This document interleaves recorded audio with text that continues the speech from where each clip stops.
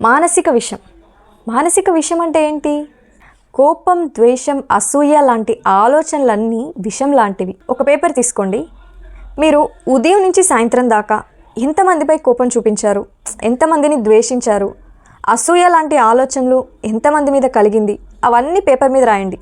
So మీకే అర్థమవుతుంది మీరు ఈ మానసిక విషంని ఎన్నిసార్లు తీసుకుంటున్నారనేది. మీ లక్ష్యం ఏంటి? ధనవంతులు అవ్వడం, ఉన్నత స్థితికి చేరుకోవడం, మీరు సృష్టించుకున్న సంపద ప్రపంచంలో బతకడం. మరి ఇన్ని లక్ష్యాలు పెట్టుకొని ఈ విషయాన్ని ఎందుకండి రోజు తీసుకుంటున్నారు?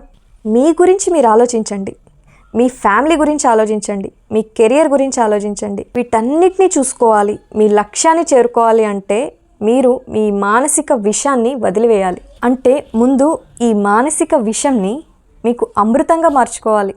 ఎలా? మీ లక్ష్యం వైపు కసితో పరిగెత్తండి. మీ కోరికలను ప్రగాఢ వాంఛగా మార్చుకోండి. మీ లక్ష్యాన్ని చేరుకునే మీ సంకల్పాన్ని కంకణంగా కట్టుకోండి. ఆ కంకణం చూసిన ప్రతిసారి మీకు మీ జీవిత లక్ష్యాన్ని తెలియజేస్తుంది. ఇతరులపై కోపం వెదజల్లితే అది తిరిగి మన వైపే కురిపిస్తుందని మర్చిపోకండి. కోపంతో మీరు ఇతరుల గురించి చెడుగా ఆలోచిస్తున్నారు అంటే అది అతి త్వరలో మీకు మీ అనుభవంలోకి రాబోతుందన్నమాట. ఇతరులపై కోపడితే ముందుగా క్షీణించేది మీ ఆరోగ్యమే. కోప్పడిన వెంటనే మీ మనసు ఎన్నో చెడు ఆలోచనల ప్రవాహానికి లొంగిపోతుంది. అదేవిధంగా మీ యొక్క కోపంతో మీకు మీరే లొంగిపోతే మీ మనసు సరియైన ఆలోచనలు చేయగలదా? మీ లక్ష్యం వైపు దారి చూపగలదా? మీరే చెప్పండి. మరి ఈ కోపం అనే మానసిక విషయానికి విరుగుడు మీ ప్రశాంతతే కాదంటారా? మీరే ఆలోచించండి. Thank you universe.